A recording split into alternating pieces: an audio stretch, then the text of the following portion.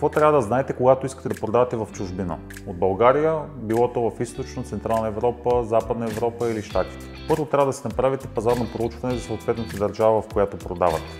Какви са особеностите, кои са конкурентите на продуктите, които вие също продавате, те масови ли са или точно определен нишов бранд и така нататък. Тоест, от една страна това пазарно проучване, от друга страна какви са данъчните закони, трябва ли да бъдете регистрирани по ДДС или не, можете ли да продавате от тук директно от там и детайли по това отношение.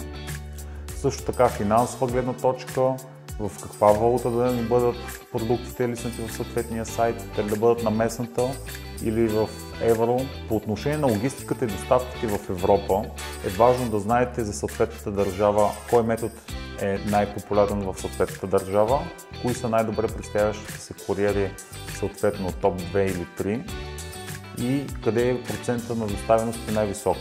Също така в част от държавите популярните методи са, да кажем, локери или pick-up drop-off офиси, така наречените PUDO офиси, а в други държави са доставките до адрес. Това, което е важно за вас е да продавате винаги в местната валута, в съответната държава, т.е.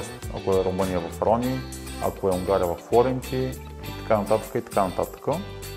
Като може да се получавате наложените платежи както в съответната валута, така и в евро или лева.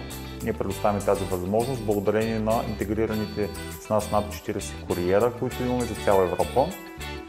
През последните 2 до 3 години сме видяли кои от тях се представят най-добре спрямо поръчките, които доставяме до Източна и Западна Европа. Съответно работим фокусирано с тях. В контекста на онлайн магазините това, което правим, се нарича интегратор на куриерски услуги.